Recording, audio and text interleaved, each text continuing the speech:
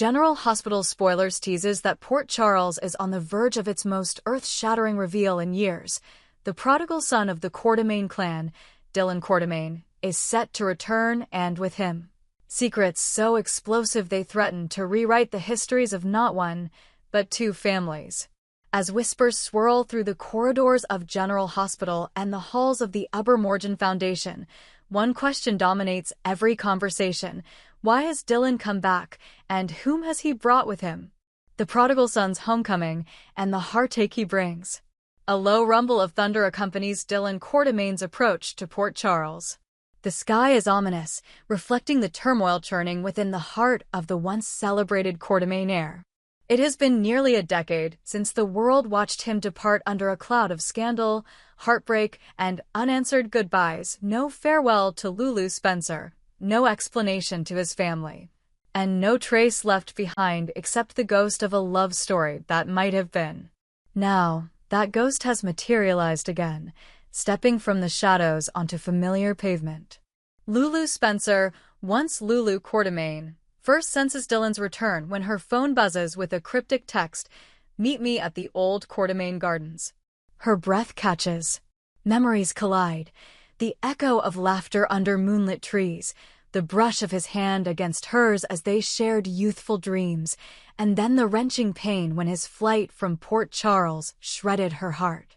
Now, those same gardens stand neglected, petals fallen and fountains dry. She arrives to find Dillon waiting by the lily pond, rain misting his shoulders, eyes as haunted as ever. For a heartbeat, they simply stare. Words tangle in Lulu's throat.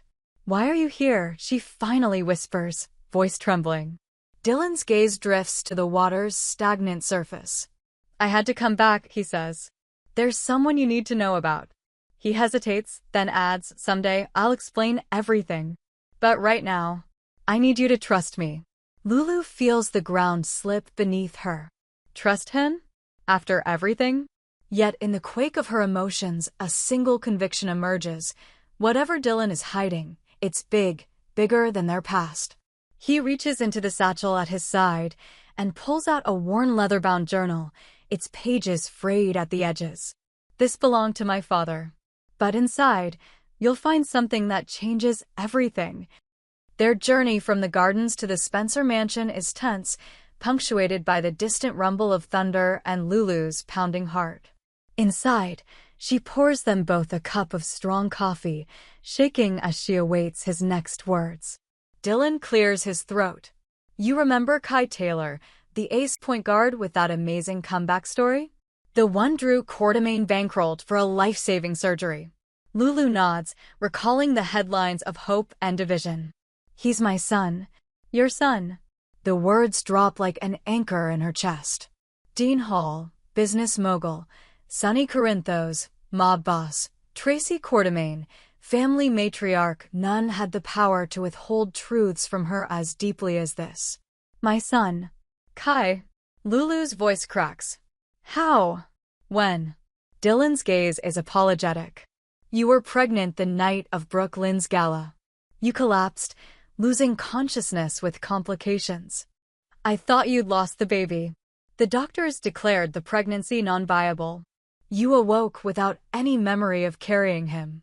I couldn't bear to tell you then." As rain lashes the windows, Dillon confesses the full tale. The clandestine orders from a power-hungry Quartermain elder to seal the birth certificates, the foster family handpicked to raise Kai under the name Taylor, and the chasm of guilt that drove Dillon to roam the globe in self-imposed exile. "I've spent 10 years regretting every day I wasn't there for him," Dillon whispers. "When I heard he was in town for surgery, I knew I had to come home. But I couldn't tell you the truth, at least, not until I saw him alive and safe." Lulu's world spins. Joy, fear, betrayal, and relief war inside her like trapped currents. Her hand trembles on the table. "So, the child I've prayed for was mine all along?" Dillon nods, tears in his eyes. "He's been your secret miracle, Lulu. And now I need you to help me protect him, and to figure out what to do next." Outside, the storm intensifies. Thunder cracks overhead, mirroring the quake inside Lulu's heart. She thinks of Brooke Lynn's own quest for her lost child, the shocks of Gio Palmieri's true parentage, and wonders how much of Port Charles's fabric is woven with hidden parentage and sealed records. If Joe's truth shook her world, Kai's revelation could obliterate it. Yet beneath the rush of emotions, a single, unshakable truth emerges.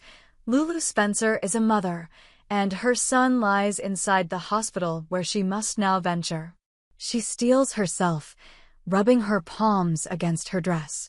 "Take me to him," she says, voice resolute. "I need to see him." The ride to General Hospital is filled with dread and determination. Amid passing headlights and neon reflections, Lulu mentally rehearses motherhood's quiet acts, holding a newborn's hand, whispering lullabies, and contrasts them with the sterile hum of the surgical suite she's heading toward. Dillon sits beside her, silent sentinel of shared sorrow and hope. Inside the hospital, rumors swirl, reporters camped at the entrance, nurses wide-eyed at the sight of the once-dead Quartermain heir, and Drew Quartermain's political team flanking the surgeon. Lulu watches their orchestrated calm and realizes that Kai's story has already been painted as Drew's masterpiece, a narrative of redemption and benevolence. But she and Dillon know the core truth is far more poignant. The child is their blood. Hushed conversation leads them down a corridor lined with whitewashed walls. Felix Dubois, ever compassionate, opens the door to the ICU, his face a flicker of relief and surprise. "Dillon, Lulu. I wish we could meet under happy circumstances." His gaze drifts to Kai's bed, where the boy's chest rises and falls, machines beeping in synchronized rhythm. Tubes feed him life, monitors trace his heartbeat like a lullaby. Kai lies motionless, battered from trauma and surgeries past. Yet there's a fierceness in his brow, a spark that defies defeat. Lulu steps forward with reverence, brushing a strand of damp hair from his forehead. "Mommy's here," she whispers. Dillon's hand finds hers and gives a gentle squeeze. In that moment, the weight of years lifts slightly, replaced by a mother's vigilant love. But before joy can fully bloom, a shadow falls on the trio's reunion, the entrance of Drew Quartermain, flanked by political aides and camera crews. His smile is practiced, his posture regal. "Dillon, Lulu," he greets, voice smooth as velvet. "I didn't expect to see you so soon. Thank you both for coming. I know Kai means the world to you." Lulu's gaze narrows. Drew's choice of words, "I know Kai means the world to you," sounds possessive, as though he owns Kai's narrative. "He's not just a headline, Drew," she says quietly. "He's family, and family deserves honesty." Drew's eyes flicker, a momentary crack in the composure. His aides shift, sensing tension. But Drew recovers with a polite nod. "Of course, Lulu. We'll talk more when he's awake. For now, let's focus on his recovery." The ensuing hours in Part 1 are a whirlwind. Dillon and Lulu share fragments of their past, childhood escapades in the Quartermain greenhouse, the secret place behind the fountain where they first kissed, and contemplate the years lost to hidden truths. They bargain over next steps, whether to confront the Quartermain matriarch, Tracy, how to handle the media storm, and whether Kai, when he wakes, should know who his parents truly are. As dawn's light seeps into the ICU window, the siblings of destiny stand united at the crossroads of love and betrayal. Dillon, torchbearer of a family legacy, and Lulu, mother reborn to a child she never knew, prepare to face a world that has spun stories around their son. But true strength, they realize, lies not in legacy or headlines, but in the unbreakable bond of family. Uncovering the past and forging a future. Morning in Port Charles rarely feels tranquil, but today's sunrise carries a shimmer of promise beneath its haze.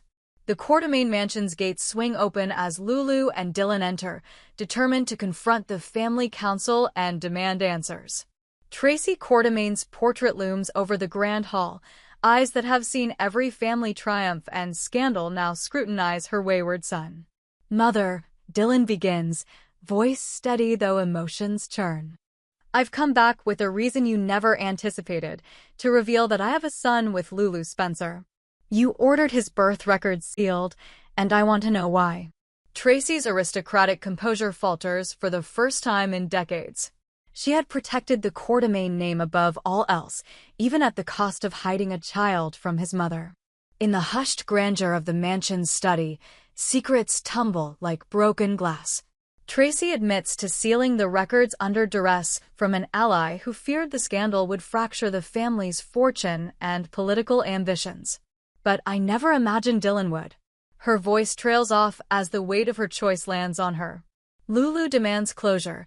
Why Joe's story was conflated with her own search. Why the power brokers allowed Brooke Lynn's and Dante's child to remain a separate scandal. The family matriarch shoulders each accusation with brittle dignity. Doubts that once plagued Lulu's quest for Geo are laid to rest. Brooke Lynn's heartbreak was real, but separate. Her pain was not a political maneuver, but a mother's anguish. Lulu's compassion stirs at Brooke Lynn's sorrow, knitting a new solidarity between the two women. Outside, reporters clamor, phones flashing. Drew Quartermain steps in, determined to control the narrative now that competitor claims threaten his campaign.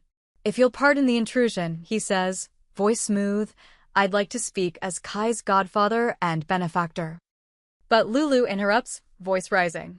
"He's not your storyline, Drew. He's my son and Dillon's, and both of us will decide when and how his story unfolds."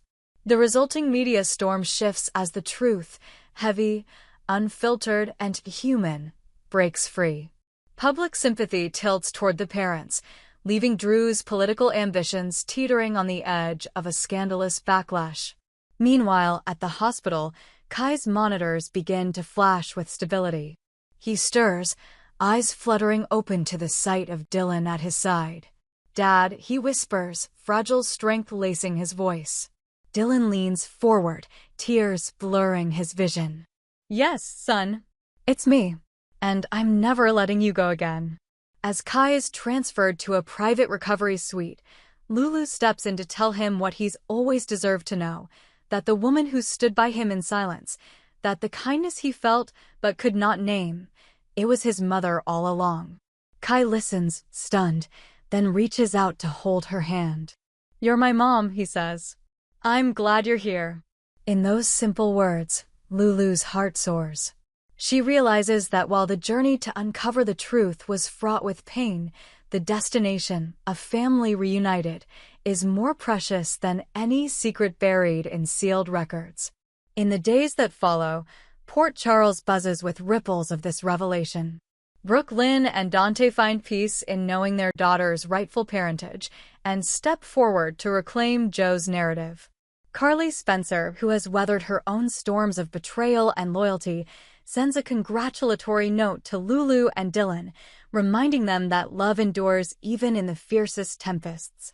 At a private ceremony in the Quartermain Rose Garden, the two families gather, blood and chosen kin, to celebrate forgiveness, unity, and the resilience of love. Tracy raises a toast, voice thick with emotion, to Dillon and Lulu, and to Kai, "May your lives be filled with the joy that truth brings." Port Charles may never quiet down completely, but for this moment, the ghosts of secrets past have found their resting place. Dillon Quartermain has returned not just to reclaim his legacy, but to build a new one, as a father. Lulu Spencer has gained not only the lost years with her son, but the strength to face any storm. And the Quartermain clan, once fractured by secrets, stands whole again, reminded that families are welded not just by blood, but by the courage to speak truth. General Hospital Spoilers has never been more poignant. The homecoming of Dillon Quartermain unveils the truth we all crave, because in Port Charles, every heartbeat, every secret, and every reunion reminds us that love, above all, endures.